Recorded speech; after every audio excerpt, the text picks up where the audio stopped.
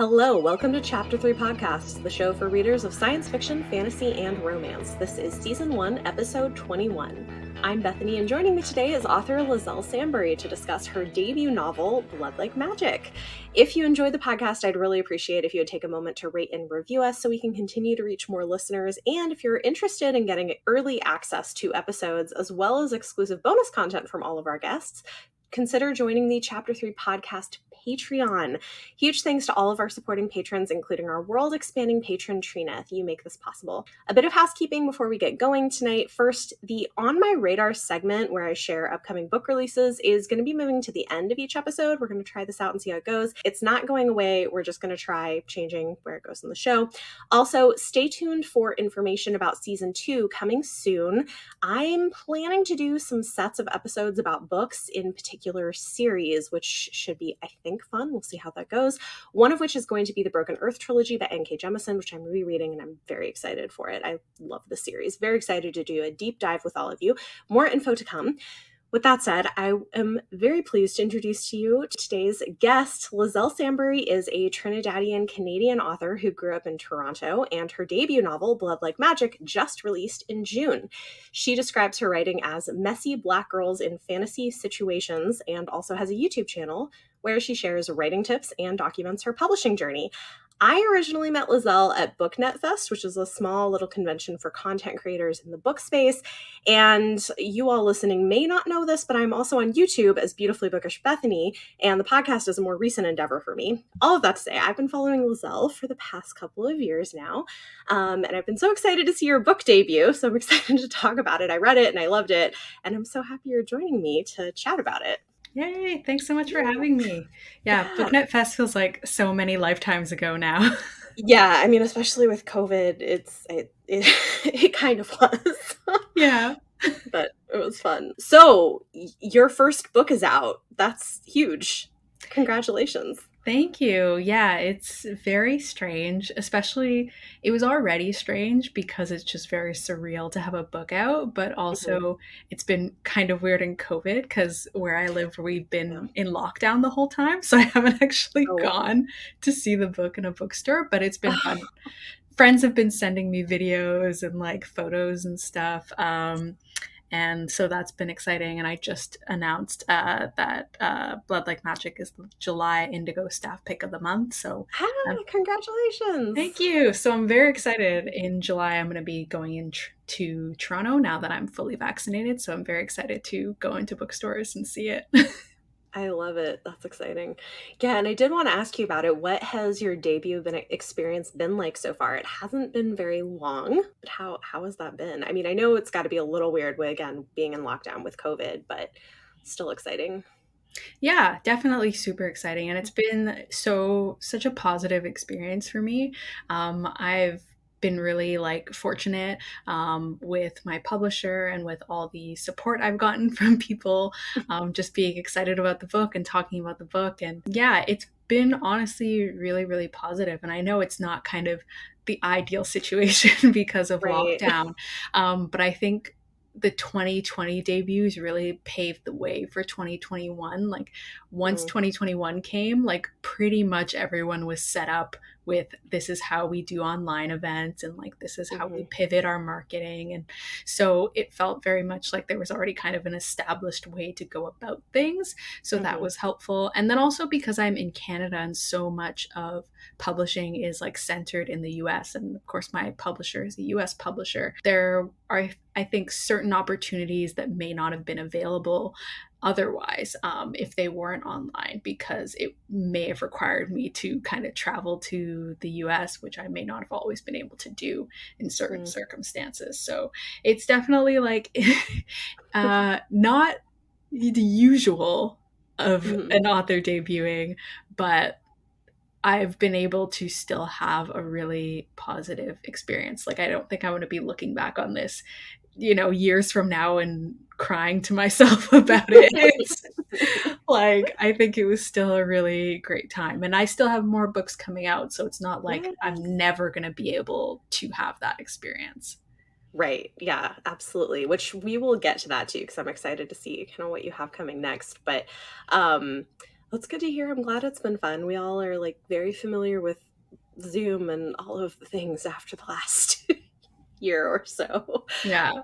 That's cool. So for anybody listening who doesn't know about your book, know what it is, what's your kind of quick pitch of like, what is Blood Like Magic? Why might they want to pick it up?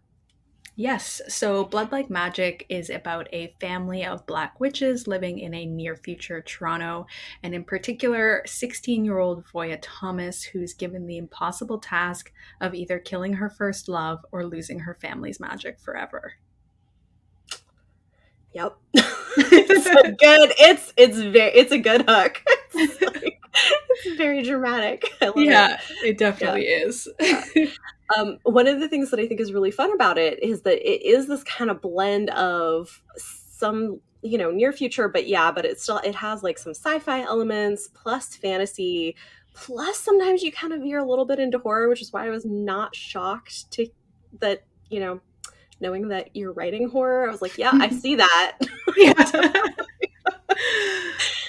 Yeah, absolutely. I think that definitely comes through. And there have been some people who like know that I write horror and they're like, yeah, I could tell. There were some things in there where I was like, yeah, I get it. Yeah. Yep. That was definitely how I felt. I was like, I see this. Yes. Okay, cool. Makes sense. Which I think is really fun. I always love seeing those kinds of genre blends. I think it's interesting. So I have a lot of questions about various things. I've made a list. We'll see what we can get to. But I do want to ask you a little bit about some different pieces of your world building. So like there's the magic piece of it, but there's also this near future side of it, which I thought what you did there was so interesting, because it's like a better version of the world than what we have now. Still not perfect, but a lot of things are improved. And I thought some of the ideas you had there were really interesting. I'd love to hear your thoughts on like where those came from, how you approached doing all of that. I mean, I think one example of this is you have legislated affordable housing to help with gentrification and things like that. I just think I thought that was so fascinating. Yeah, I think when I was deciding how things were going to be different, I was very much thinking about what we already had and what to me felt conceivable to change in the future. And, things like Toronto, like there is a very big issue with housing. Even people who are middle class cannot really afford to live in that city. And so I kind of try to think of, okay, what might be the government type solution to that, and would that happen? And so in that case, it's a little bit of gray, like there's affordable housing in certain places, but also there are people who will kind of fake their way in and they'll move money around and they'll make it seem like they have less money than they do so that they can get into that housing. And to me, that's kind of the edge of realism I try to skate on, even with things like, police violence against Black people. I'm talking about, now there are consequences. So the cop shoots a Black person, and 100% they're going to get murder charges, but they keep doing it. And the instinct to not incite that violence in the first place hasn't gone away. And so that's really how I was thinking about things in the future. I think some things are certainly things that I think we're on the way to. Like, I do think a lot of people are very aware of people's pronouns and trying to get people's pronouns correct. And so, now there's a system in the future and it's kind of like everybody has these profiles anyway. And so it's easy for you to hold up your phone to someone and have it spit out their profile with their pronouns and be like, oh, okay, that's what they are, and move forward with it. And so, that was definitely my mindset with it.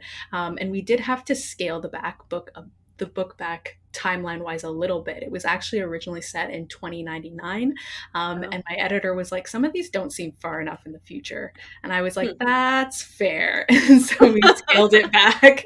It was mostly the cars. I had them driving cars, and she was like, but there's self-driving cars already, why wouldn't they just have self-driving cars? And I was like, okay, that's legitimate.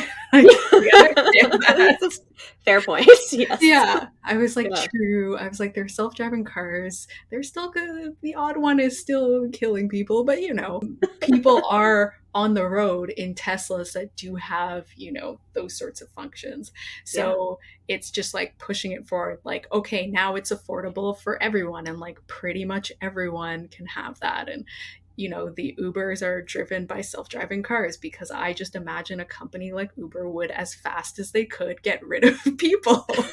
I mean, yes. Right? Like, is that good or bad? I don't know, but like, yes, that's Yeah. 100%. Yeah. Yeah. I think it's really interesting, because I was like, yeah, okay. This is like, I can see where this goes. That's cool. Okay, so the other piece of this is you have this magic system, which again is really interesting. It's like, which magic, there's so much to it, so I'm going to let you kind of explain it. I thought it was really interesting, and all the different families and the ancestors, like there was so much tied into it. Yeah, the magic system really built over time, because when I started with simple rules. And the rule was you had to bleed to cast spells. And if Hmm. you didn't, you could use your gift. And everybody would have their own gift, ranging from things that are laughable to things that are considered very powerful and impressive. Mhm. And then it was kind of just like every revision I did, I layered on something different. So I was like, okay, they need a ceremony to go through, because that's why she's in this bath. It's the beginning of this ceremony to come into your powers as a witch. And okay, now you have to make a choice between these two items. Mhm. And I'm going to have your ancestor be the person that gives this task to you. So everybody, that's how they connect to their ancestor. They're all given this task. If they pass, the ancestor gives them a gift. And if they don't get magic. They don't get to become a witch. Mhm. And then it was like thinking about all the things that bounce off like from that. Like, Yeah. okay, so what would it be like if you didn't become a witch? How would that change the dynamics of your family? Or what if you got a really crappy gift? Like, how would that change the dynamics of your family, and like Mhm. how your family is seen by other people? And it was a lot of like layer upon layer upon layer. Because when I first wrote the book, I did basically Discovery wrote it. So I did not have those things in place. Those were things that I had to keep adding and figuring out as time went on. So like the final product is significantly more complicated than what I set out with, Yeah. because different things come up, and the more I developed characters, the more I thought of different backgrounds and things like that. Like in developing this connection between Voya and her ancestor, that's when I developed, okay, the ancestors are picking people because they feel that they have something to teach them. Mm. And that's what the task is. It's not just something random. The purpose is to teach them something. And then Right. that was like tweak everything all around. But the extra complication, I guess, of the magic is the connection also with genetics and with that Yes, that tech was so connection. interesting. Oh, I love Yeah. that. I was like, so that there was like a biological component to the functioning of magic. I was like, that's really interesting. Yeah, and I love that. And that came about mostly because I was really worried.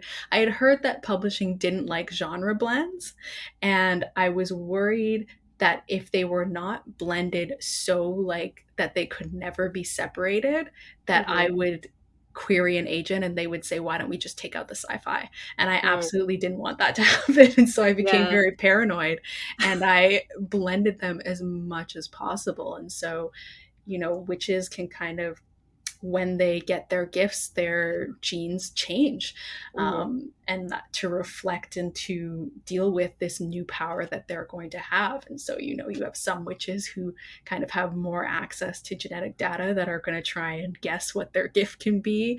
But also, there's a genetic component to how the gifts are being passed down. And there's this, a thing that comes up later that is genetically based that threatens magic that they then have to try and fix. And I loved kind of making sure that I had this component that would force them to interact with the technology and to interact with the future and to be affected by advances like genetic Yeah. manipulation. Which I think is really cool, because like that's not something you always see, but that's always what I wonder. Because you would think that in a modern or futuristic setting, if somebody has magic, like somebody's going to want to study it, like somebody's going to want to figure out like what exactly is going on here. And I've got to say, I love it too, because we don't get a lot of great sci-fi stuff in YA, partly because I think like they don't always know how to market it properly. Yeah. So That was why I so feared them telling me to yeah. take out the sci-fi, because it was like publishing's having a moment where they like are afraid of sci-fi and they're afraid of Yeah. how to market it and think that it's gonna flop. And I was like, if I don't have a solid reason for why this sci-fi is in here, they're gonna chuck it out. Well, I love Um, it. I'm glad you did it. It's yeah, great. I'm very happy with it. I'm very, very glad that I did that, because it That's ended up awesome. being more fun too. It was just Hmm. like, it was an interesting way to explore it. Yeah. Well, I also think it's something fresh. It's something different. This isn't like the same sort of YA witch story you've seen. Like there's a lot about it that is very fresh, and I think it made it fun to read. Yay. Yeah. Okay, so like the added complication here with the magic, right, is then you also have this piece of like clean versus unclean magic, and this gets very dark, which I also want to ask you about that, about like writing some of these scenes, because this book gets quite brutal at Yeah, times. it really does. And if you can believe it, it used to be worse. Really? Wow. I scaled things back. Oh my gosh. Yeah, I scaled things back because it made things difficult. This is why, like, you saying you're writing horror, I'm like not shocked. Yeah, definitely not shocked. Mhm. Yeah, it's definitely in the vein of a dark fantasy with some Yeah. of the things that go on in there. Generally, anything you want to say about kind of like the clean versus unclean magic, and then also how you approached writing some of those scenes, because like as I said, like some of those scenes they're a lot. They're very intense. Yes. Okay. So yeah, there's the pure versus impure magic, and Pure versus impure. That's it. Okay. yeah, Yes. and Thank you. what impure witches do is they will torture people, they will sometimes kill people, and so Mhm. they're gathering blood that is not their own. And what happens when they do those sorts of rituals is they get this kickback magic, and Mm. that increases their overall limit of magic that they can do with their own blood. So each witch is always using their own blood to cast, but the difference is impure witches have used the pain of someone else or the death of someone else to bolster their strength, essentially. And so that creates complications in the community, because some people are very much like, oh my gosh, that's wrong. You shouldn't be torturing or killing people. That's terrible. And so the pure witches are very like, they feel very much like they are the right way to be a witch and the right way to use magic. And there's a lot of separating themselves from impure witches versus like, but the downside of that is the pure witches have less magic overall. So they tend to have weaker gifts. They tend to have not as much power and therefore not as much means to make money. They tend to be, not rich families. And so that's Voya's family. And to Mhm. me, like that division was a big part of the inter-community conflict. And to me, it's just natural that inside of communities, you have your own different sorts of conflict. Even in real life in the Black community, you have certain conflicts, like you have colorism, you have different people have different feelings about, you should only be dating Black people or you should not be dating Right. people outside of your race and things like that cause a lot of friction. In which case you're very much thinking, you can be on a side very much thinking your opinion and how you're going about this is very wrong. And so to me it was natural to put something like that in the story, but of course I kind of made it a both sides thing, because I hate just pure evil characters. Like I hate the Mhm. idea of someone just being a big bad and like it's so easy to write them off as the evil one. So for Voya, one of her best friends is an impure witch. Yeah. She's young. She hasn't actually participated in any torture or killing, but she will. And that's kind of a difficult point for them. And she's also missing now.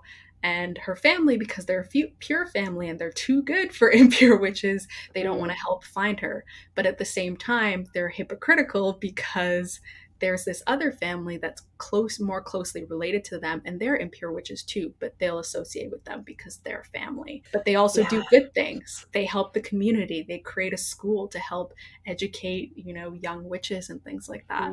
And so to me, that's what I really wanted. And just because I'm naturally like this is probably the horror in me. I just had to make it so ridiculous. And this is one of the things I stepped back, because originally they always had to kill someone.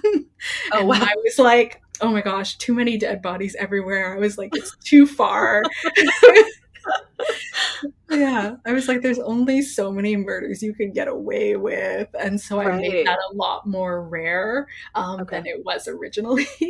But yeah, that was a big thing for me. I really wanted that division on top of more divisions that come later. But because it kind of created this, it increased the moral dilemma for Voya, I think, because she's in contact with these people who do actually murder people, and she's always been told that's wrong. But now her family's trying to turn around and go back on everything they've ever taught her, to be like, well, maybe you just kill this boy and that's totally fine. I love it because it's it does complicate things, and I love that you have these characters who are not just one thing or another, and even characters who do really awful things who are still likable. And I think that's kind of true to life.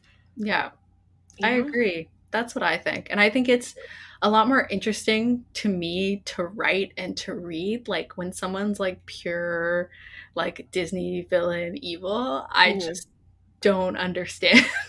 Because I'm we would just want you to kill them, and we would all be fine with that. Yeah.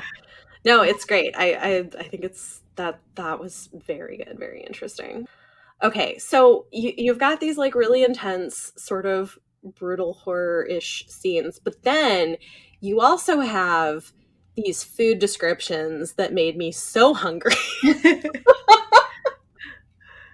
So it's a little bit of everything, but I would love to hear about kind of that, where, I'm assuming you must cook, because seriously, some of these recipes, I was like, this sounds really good. I need this. Yes. Yeah, I do cook, and I grew up, that's how I connected to, Trinidadian culture, was cooking, and my grandpa cooking for us, and going to Caravana and eating those foods, and going to the roti shop and eating all those, going to the West Indian store. And I've always been a person that's been very food focused.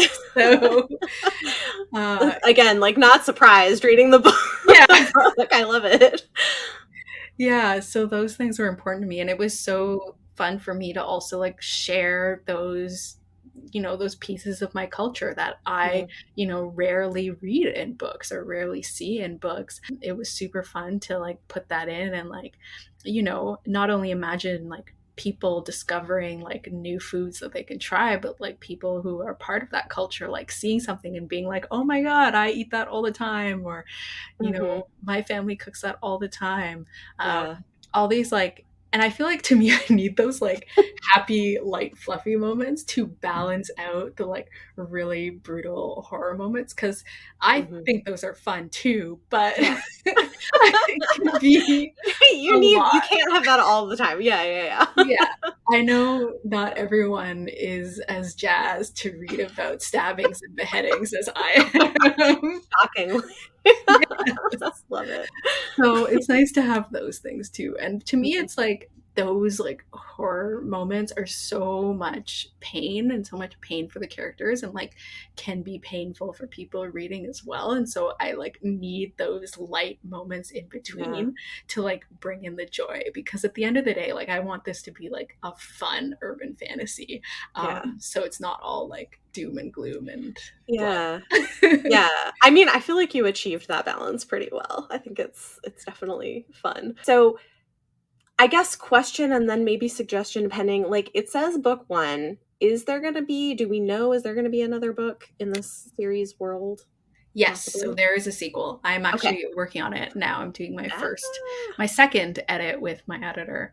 that's exciting. And that's going to be the series conclusion. So it's a Okay. duology. So I have a suggestion for you. If you were, I had a thought, like, if you were thinking of some kind of a pre-order campaign for the second book, you could consider doing like a digital recipe book. Oh, yeah, that would be cool. I'm just saying, I think that would be fun. Yeah, that would be cool. I'd have to like think of how to tweak recipes. I use like so many of other people's recipes, so then I struggle because I'm like, I don't want to steal their recipe, but that would be fun Yeah. to even like partner with someone that like Yeah, yeah. And regularly like, cooks those foods. mm-hmm. Just a thought for you, Yeah. because then we could all cook the food you're describing. Yes. Very true. Yeah, yeah. Okay, so kind of like pivoting to some other things. This book is a lot about family. Voya, her family, they all live together. She's got like cousins and siblings and like complicated family relationships. I mean, even just like her parents are divorced and her dad is remarried and they all live in the same house. Like Yeah. it's just wild. So I would love to hear you talk a little bit about that, approaching that. Like, I'm curious too, like, do you have like siblings or cousins or whatever? Because it was so interesting to me, like all of the different relationships between the characters. Yeah. So I grew up in a big like family. So there were like, I can't even remember the exact number. There were like 8 of us in the house living all Okay. together at its peak. Plus, sometimes people would visit and then there would be more people. Yeah. And I also had 3 cousins, but they were significantly older than me. They all have like 10 years on me. So Okay. it was a different sort of dynamic. I was like an extra, extra young little sister. Like I was basically the Mm. Eden in that situation. Mhm. And so, like, I just grown up in that house and I loved it. I loved having so many family members around me all the time. Like, I would come home from school and, like, the house would fill up with people. And it's also like those dynamics have always appealed to me, the complicated family Mhm. dynamics and things Mhm. that, like, come out later that you don't know. Like, there are things that, like, the adults in my family were like, you're too young to know this. And then once I like hit a certain age, they were like, you're basically an adult. And then all these things came out. And I was like, wait, all this stuff was happening? Uh, Yeah. Yeah. yeah. And of course, not to the same level of drama as Yeah. Boyd's family, Right. but it's I been mean, there's a very, lot in her family. yeah, I was like, what? Okay. so much happening. So much. But I've always really loved that dynamic and like Mhm. how all those people interact with each other and get along with each other because it's a lot of people to have in a space, especially depending on like the size of your house. Yeah. And so it was really natural to me to have Voya have that sort of family, to have a really Mhm. large and a blended family. And I just love writing all of them. And it was only Mhm. really when I had my first beta readers and they were like, wow, this is a lot of characters, but like you've done it well. And I was like, Yeah. oh yeah, this is probably a lot of people. It is, yeah. I mean, I kind of loved it. I also grew up in a pretty large family, and also my grandparents lived with us for a lot of years, and Mhm. I have 5 siblings, and so it was fun, like, to read this. I was like, "Oh, yeah, this is," but then it's obviously it wasn't, like, so many extended family members in the same way, so it was really interesting to read their relationships. I also thought it was really interesting, and you know what? This makes sense to me too, hearing you say that you were kind of like the younger one in the family, because I thought it was so fascinating. We're in Voya's head, and she like really values being at home with family and like doesn't want that to change.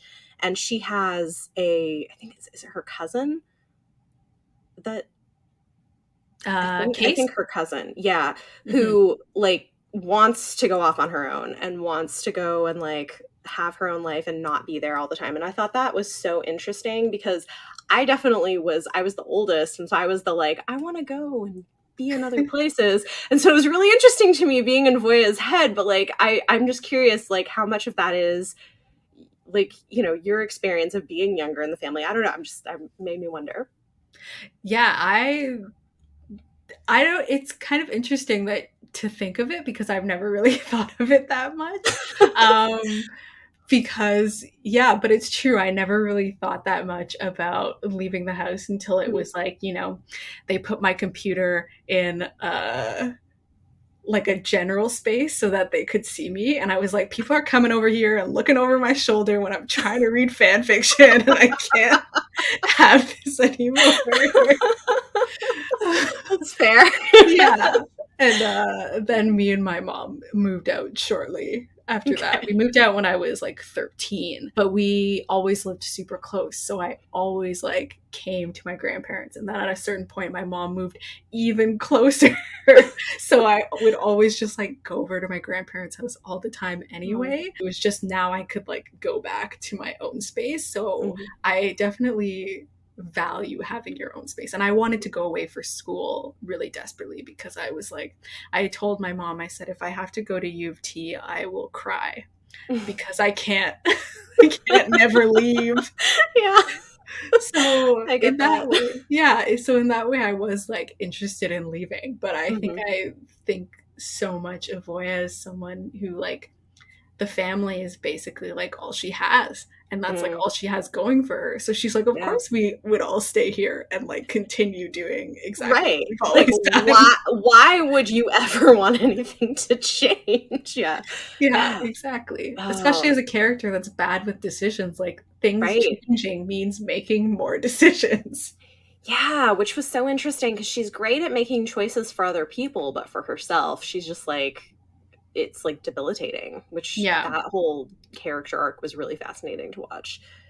With all of these characters, between like the love interest and the cousins, all these side characters, you also have so much queer representation, which I think is fantastic. I would love to hear you talk about how you approached all of that. I also know from watching your channel that you used sensitivity readers, and like if you want to talk at all about that experience, I think that would be interesting because I'm guessing maybe you had sensitivity readers for some of those things. Yes, absolutely. So a lot of characters did kind of come to me with their own sort of full formation. Like I always knew Luke was trans, and then it felt kind of weird for him to be the only trans person. So then I was like, there's another trans person. Yeah. And then other characters like Keisha, always just like fully formed lesbian. I was like, yep, that's Keisha.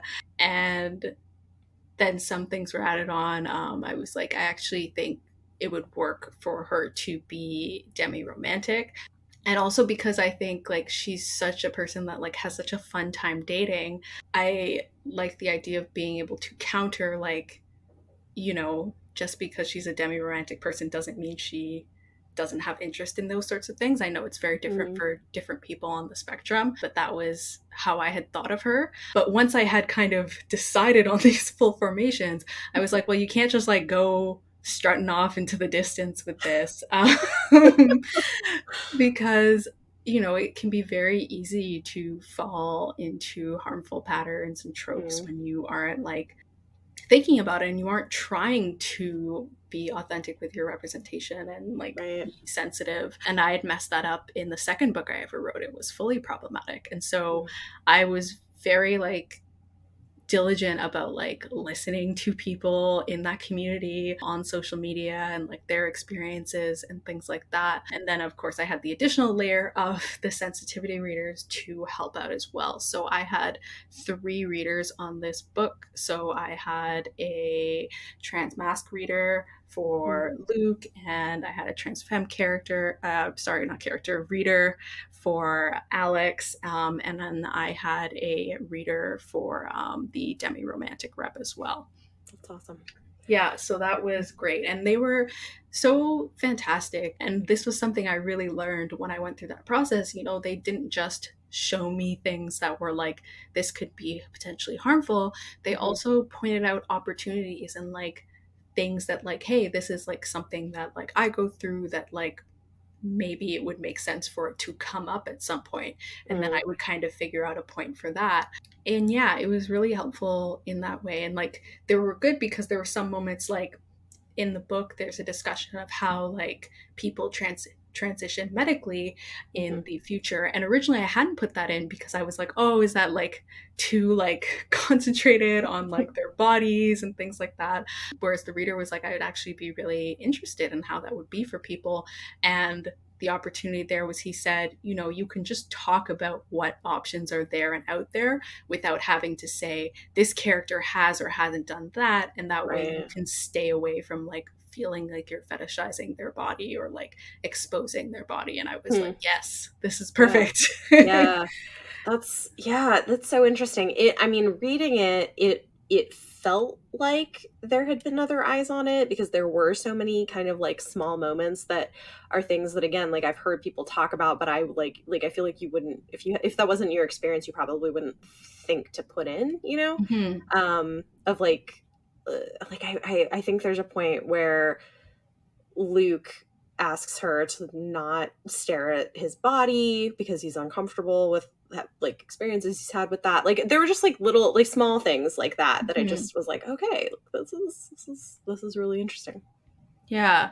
Yeah. It was really good. I'm really happy with how everything came together. And, you know, Mhm. I hope that I've done the most authentic, you know, well represented, sensitive portrayals that I can. But I also acknowledge that I'm not a perfect person. But Mhm. to me, I need to have tried my best. And Yeah. that's what's important to me. Yeah. I mean, I think that's huge. It's interesting to hear. For anybody listening, like, do you have suggestions? Like, if people are writers and are trying to figure out, like, how do you get a sensitivity reader? Like, what are things to look for? Do you have any suggestions or thoughts on that? Yeah, so for me, because I naturally follow a wide breadth of people on social media, Hmm. sometimes it'll come up where people will say, "Oh, hey, I'm doing sensitivity reader services," and I'll be like, "Oh, that person does this," and I'll like note it down for Hmm. the future. I'll also search on Twitter, like I'll search sensitivity reader. You can also look, this is a little bit more tricky, but you can look in people's acknowledgments of their Hmm. books because sometimes they will list sensitivity readers. Not everyone wants to always be listed as a sensitivity reader, so I made sure I emailed all of mine to be like, how would you like to be referred to in the acknowledgments? Right. Um, but those are some ways. There are also some services that have like a range of sensitivity readers. I think it's called Salt and Sage. They're like one company and they have like 12 sort of like on staff quote unquote sensitivity readers that read for all different things, and so they have a profile and it lists for all the different things they read for and says like the rates and that sort of thing. I've also just like a lot of the times I will just ask people word of mouth wise because then I at least know that someone has worked with them before. Like in the sequel, I wanted a reader for addiction and substance abuse because that plays a bigger role in the second book. And Hmm. so I kind of asked around for people. I was like, does anyone know of any sensitivity readers that will read for this? And I found someone that way who turned out to be really fantastic. Awesome. So lots of different methods, but also kind of a lot of digging. Hmm. Because it's still not, I think sensitivity reading as a practice is still not like super duper widespread. And I find that like, I don't really think publishers necessarily have go-to people. My editor did offer to look for me or to help look, but there were some people I just already had in mind, and I kind of wanted to like search out my own people. Hmm.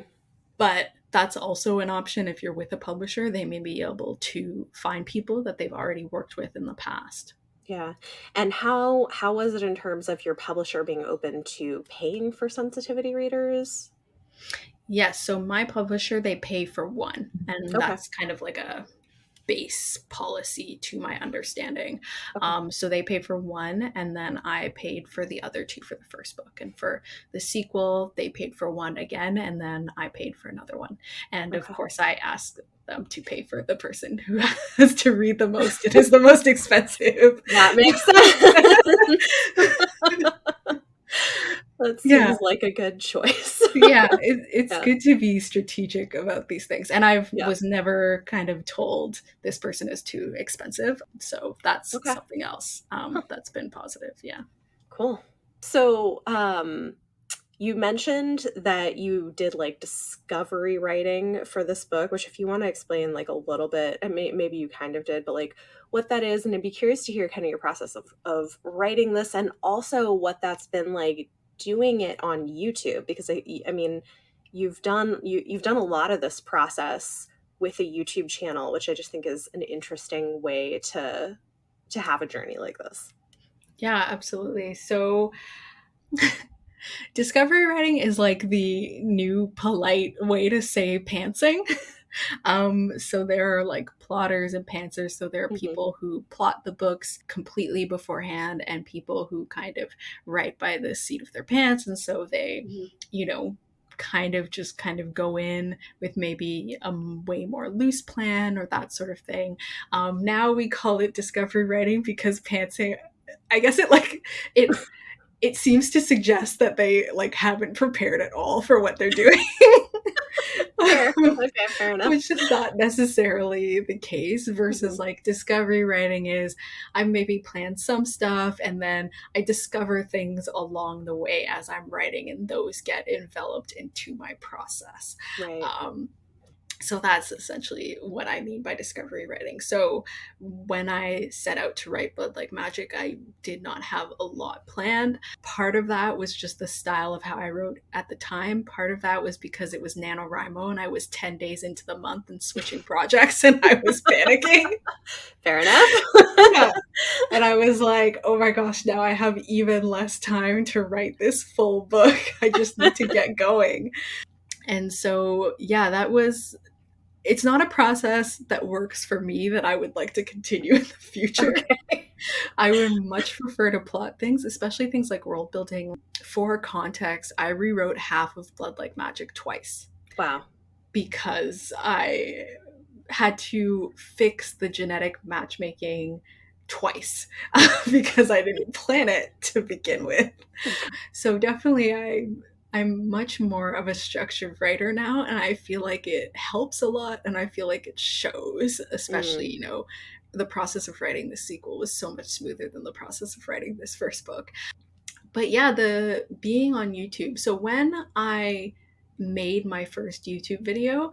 even though I acted like my book was on submission, I had already sold the book at that point. Oh, So wow. by the time I went on YouTube, I had known that I had sold the book. Okay. And to me, like doing that was like I was doing like the Alexa Dunn method. I had watched a video where she talked about how she waited until she knew she had a deal before jumping on there. But I also think AuthorTube and the landscape of it has changed a lot now. Like I think been a big move towards writing vlogs and just sharing your journey Hmm. versus being seen as a person of authority giving advice to others. And so I think if that had been the landscape, I probably wouldn't have been like, oh, I need to have some sort of back of my mind, like authority to hop on and do this. But yeah, the whole process of editing Blood Like Magic, of waiting to announce, of like preparing all of that was on YouTube. And it's funny thinking of BookNet Fest because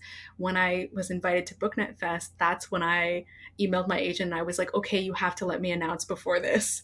Please, please, let's contact them and let's be sure that I can announce before I go to this thing Uh, because I'm going to be speaking and meeting people and I would really not love to not have to hold back that I have a book yeah. coming out. Yes. That Yeah. makes sense. Oh, that's so interesting. Yeah, I didn't know that. That's fascinating. I mean, I think it makes sense. So, moving forward, right? I feel like you're doing a lot of different things. So I would love to hear you talk about it. I know you, as you said, you're working on the sequel to Blood Like Magic, which is exciting. But I've been like mentioning this horror thing. So what else? What else do you have coming? Yes, so in 2023, I have Butcher Birds, which is a YA standalone. It's like at the intersection of horror and psychological suspense. Ooh. It's very cerebral. That's, I think, the big difference between it and Blood Like Magic. It's like a lot of well, there's a lot of interior panic in Blood Like Magic. Like, a lot of interior conflict. Okay. And it's about a girl and her mother who's a single mother, and they inherit a mansion in Northern Ontario that turns out to be not as idyllic as it may seem. And in a parallel timeline, years later, a budding investigative journalist tries to figure out what happened to her. So there's lots of like complicated family drama. I can never get away from it. Love I it. love it too much. But in this case, it's very concentrated because it's very focused on this mother and single mother and daughter relationship, and like how the daughter gets along with her mother because they're actually quite isolated from the rest of their family. And the mom has quite a few secrets that come out. There is a next door family of psychics, and it's a lot of fun. I'm very, very excited about that book. Yeah, I'm I'm so excited about it. it. Now it's so far. Yeah, yeah. That's really exciting though. Okay, so I can't remember if you've ever talked about this and I just am forgetting, but I am curious. You know, so far you've been writing YA. Is that like, do you have any interest in writing adult fiction at some point or not, and why? I do. So I've been on and off working on an adult horror. I wrote one and then I decided that I hated it, so I started a new one. Okay. Those are the joys of YouTube. I'm like doing your journey, and it's like, yeah, I just like hate this book, and I'm not Then going to work on it anymore. I mean, if you hate it, then you shouldn't. So it makes sense. Exactly. But yeah, I'm very interested in getting into adult horror thriller, Mm, into that space and like doing those stories. that's exciting. We Yeah, need more. excited. I mean, I also think, but YA as well. Like, we need more horror in general. But like, Hmm. I feel like especially adult horror thrillers. I've had people in the last couple of years, and we're starting to see a few more here and there. But like it is very white, like Yeah, those genres, and like the seeing a little bit more diversity is exciting. yeah. So I definitely agree for sure. um, that's definitely something I'm excited to be doing and bringing yeah, to those genres. So, yeah. yeah, very excited for both. And then in 2024, I'll have another YA horror slash something probably. I can never not genre blend, apparently. So, I am all for it. I love a good genre blend. yeah. That's awesome. Okay, so couple quick questions before we get to the like on my radar stuff at the end here. But favorite thing about this could either be about writing Blood Like Magic or favorite thing you wrote in Blood Like Magic, and then also like what was the hardest thing about it? I think my favorite thing about writing Blood Like Magic has always been like the family relations and like the drama that happens between them. I love like those little interactions between the family, like that everybody gets annoyed with Uncle Cathius. He's always going to be annoying. I love that Keisha and Case snipe at each other and they have this feud over their shared name, even though Case insists that's not why. Um, and all those like little dynamics. I love Alex, like, and these big sister moments she has with the rest of the characters while also like very much standing her ground when she needs to. Like, all those little interactions are always my favorite part of the book. And like thinking about them deeply, and like there was one point where I like had to get down to it and I had to write down every family member's name and all their goals and all their motivations Ooh. because I had just been like discovery writing it all. And my editor was like, so what does everyone want? Because it's unclear as to like if they're on like team rah rah kill Luke or team like no, murder is bad. Mm, So that had to be ironed out, but all of that was fun to do. So I yeah. think that's definitely my favorite part of writing the book. The most challenging part of writing the book to me was really nailing Voya's motivations and her goals as a character. Mm, There was a point in which, I was doing edits with my publisher and I was like, oh, her motivation is wrong. this isn't actually what she wants. What I'm saying that she wants is not actually what she wants as a character. And then I had to go back and like tweak all of this stuff to fix that, but it felt a lot more right and a lot more correct. And like I felt like once I had done that, I was like, yes, this is absolutely who Voya is. But that took clearly a while to figure out and get right.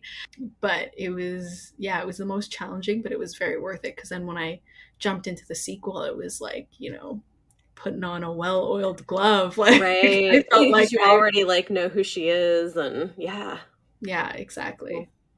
That's so interesting. Well, I think it's fantastic. It's a great debut. I'm very excited to see what else we get from you, because there's a lot of fun things in there. So everybody should go read Blood Like Magic. Yeah. Okay, so we're going to do On My Radar, where we share some recent or upcoming book releases in sci-fi, fantasy, and romance that I'm excited about. Again, trying it at the end of the show instead of the beginning. If people want to let me know their thoughts on placement, I am open to suggestions. Okay, so I'm going to share some things I'm excited about, and then Liselle will have the opportunity to share one as well. The books for today's episode that I'm sharing will be released between July 6th and July 19th, 2021, with the exception of the guest recommendation, which could be including any upcoming release. So first up, on July 6th, we have Island Queen by Vanessa Riley. She's a historical romance author, and this is her first historical fiction based on the true story of a free woman of color who rose from slavery to become one of the wealthiest and most powerful landowners in the colonial West Indies. The cover is gorgeous. It looks really interesting, and I love what I've read from Vanessa Riley. I haven't read this one yet, but it's just coming out. Then July 13th, we've got a few things. First up is Psalm for the Wild Built by Becky Chambers. This is a novella that is like soft science fiction, which is a lot of what Becky Chambers writes. I really love it a lot. There is a T-monk and a robot, and it's set in a future that's like post-dystopia, where things are now better and humanity has learned to coexist with the environment in a positive way. It's really lovely. Like, if you need like a break, I think it's that for people who need a break. It's a great little novella. And then also on July 13th, we've got Flashfire by TJ Klune, which is the sequel to The Extraordinaries. This is YA sci-fi with like superhero elements. I really enjoyed the first book. It was very funny. The main character is gay. Its own voices for that. He also has ADHD, and I just thought it was really, really good. So I'm curious to see what he does with the sequel. And then lastly, we have The Taking of Jake Livingston by Ryan Douglas. This one is a YA horror novel that's like a ghost story. They're calling it similar. They're saying it's similar to Get Out, which like kind of, but it's more of a ghost story than Get Out. So just set expectations. But it's very, very interesting. It's about a teen boy who is a medium. He can see ghosts and interact with the spiritual world. And he's being haunted by the ghost of this white boy who was a school shooter. And he's got his own like traumatic backstory. It's like an intense one, not very long. Very, very interesting. So those are the books that are coming out soon. And then Liselle, do you have any books you're excited about that are coming out soon? Yes, I'm also excited about The Taking of Jake Livingston, but I'll mention that obviously. I love it. But I'm so excited about White Smoke by Tiffany D. Jackson. Oh, yeah. I'm such a fan of her and her books. I love them so much. And like when I heard she was writing a horror, like my soul left my body. I was so excited. Yeah. And I feel like all I know about it is like that there's like a haunted house, and that was enough. That was enough for me. I know when I saw the cover and read the description, I was like, yes, adding that to my wish list. It looks amazing. Yeah. Exactly. Another one I'm really excited about is So Many Beginnings by Bethany C. Morrow. I'm so excited to see how she remixes it, because I read the original Little Women and I didn't like it, and I was very upset about like Annie just like swooping in there and like marrying Laurie, even though that had been who her sister was so in love with. I just like I wasn't on board.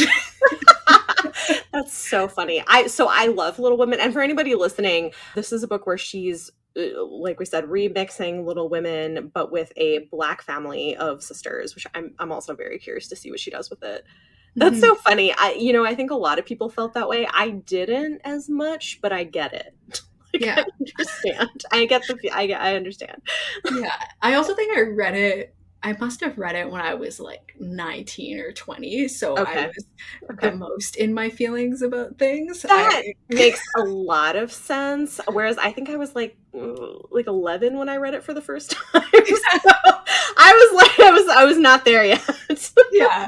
You were like, oh, well, he can marry whoever. It Yeah, doesn't I was matter. like, whatever. Like, she wants to go live her life. Let her live her life. Oh, I Yeah, love that. that's But yeah, funny. I'm really excited about that one. And then another one I can't wait for is The Dead in the Dark by Courtney Gould. Mm-hmm. Like family of ghost hunters, Yeah. sapphic romance, Mm-hmm. like, and Mm-hmm. that cover, Oh, it has beautiful. everything for me. I'm Beautiful. so excited. I love it. Yeah, that one I'm planning on reading. I have an early copy of it, so I'm going to be reading that this month. I'm very excited. So, I yeah. will Well, be okay. I watching your have, channel for yeah. your review. It will be coming. I actually, okay, so this is like not on my list, but for you, because we're talking, I'm reading a book right now that I'm really into, and I feel like maybe you should check out too. It's Small Favors by Erin Craig. Oh yeah, I've been like seeing the like little because I follow Yeah. her on Instagram. I've been seeing Okay. the little Okay. teasers, and I thought it was like I don't know what I thought the book was. I was judging based only off cover, and then I heard it was like creepy, and I was like, It's wait, what? yeah. Oh yeah. It's creepy. I mean, it's like a slow burn horror novel. I'm halfway through it right now and I'm so into it. Oh, Yeah, it's really interesting. It's a lot of like small town secrets, but like creepy mystical things happen. Like I think you might enjoy it. It's I love that. like I would give it a try. It's I'm it's gonna have to yeah. pre-order.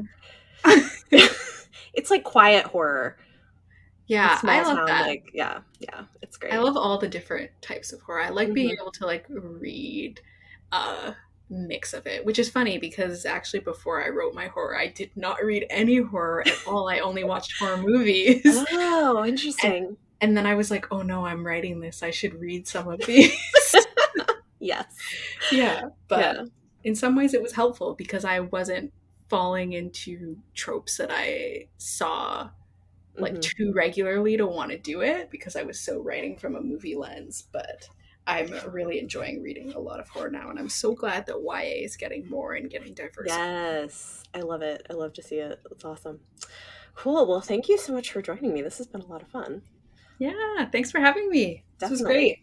Yeah. Go check out Lizelle's book. And again, this has been Chapter 3 Podcast. I'm your host, Bethany. You can follow us on Twitter at Chapter 3 Podcast, on TikTok now, newly on at Chapter 3 Podcast, on Instagram.